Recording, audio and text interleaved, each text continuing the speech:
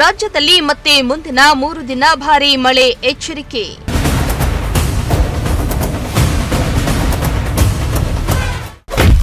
ಕರಾವಳಿ ಜಿಲ್ಲೆಗಳಿಗೆ high alert.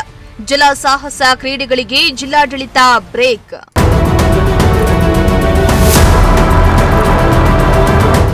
ಬಂಗಾಳಕೊಲ್ಲಿಯಲ್ಲಿ ವಾಯುಭಾರ ಕುಸಿತ ಹಾಗೂ ಚಂಡಮಾರುತದ ಪ್ರಭಾವದಿಂದ ದೇಶದ 17ಕ್ಕೂ ಹೆಚ್ಚು ರಾಜ್ಯಗಳಲ್ಲಿ ಗುಡುಗು ಮಿಂಚು ಸಹಿತ ಮಳೆಯಾಗುವ ಸಾಧ್ಯತೆ ಇದೆ ಎಂದು ಭಾರತೀಯ ಹವಾಮಾನ ಇಲಾಖೆ ಮುನ್ಸೂಚನೆಯನ್ನ ನೀಡಿದೆ.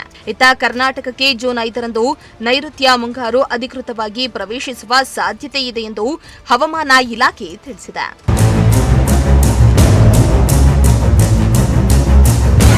ಇನ್ನು ಇಂದಿನಿಂದ ಮುಂದಿನ 5 ದಿನಗಳ ಕಾಲ ರಾಜ್ಯದ ಹಲವೆಡೆ ಮಳೆಯಾಗುವ ಸಾಧ್ಯತೆ ಇದ್ದು, ಗದಗ, ಮೈಸೂರು ಸೇರಿದಂತೆ 8 ಜಿಲ್ಲೆಗಳಿಗೆ ಯೆಲ್ಲೋ ಅಲರ್ಟ್ ಅನ್ನು ಘೋಷಿಸಲಾಗಿದೆ. ಜೂನ್ 3ರಂದು ಬೆಂಗಳೂರು ನಗರದಲ್ಲಿ ಸಾಧಾರಣ ಮಳೆಯಾಗುವ ಸಾಧ್ಯತೆ ಇದ್ದು, ಸಂಜೆ ವೇಳೆಗೆ ಗುಡುಗು ಮಿಂಚು ಸಹಿತ ಮಳೆಯಾಗುವ ಮುನ್ಸೂಚನೆಯನ್ನ ನೀಡಲಾಗಿದೆ.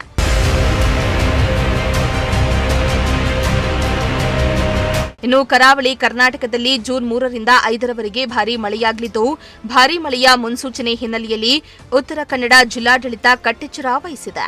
ಕಾರವಾರ, ಅಂಕೋಲಾ, ಕಮಟಾ, ಹೊನ್ನಾವರ ಹಾಗೂ ಭಟ್ಕಳ ಪ್ರದೇಶಗಳಲ್ಲಿ ಹಾಗೆಯೇ ಮಲೆನಾಡು ಭಾಗದ ದಾಂಡೇಲಿ ವ್ಯಾಪ್ತಿಯಲ್ಲಿ ನಡೆಯುವ ಎಲ್ಲಾ ಜಲ ಸಾಹಸ ಕ್ರೀಡೆಗಳಿಗೆ ಜಿಲ್ಲಾಧಿಕಾರಿ ನಿರ್ಬಂಧವನ್ನ ವಿಧಿಸಿ ಆದೇಶವನ್ನ ಹೊರಡಿಸಿದ್ದಾರೆ.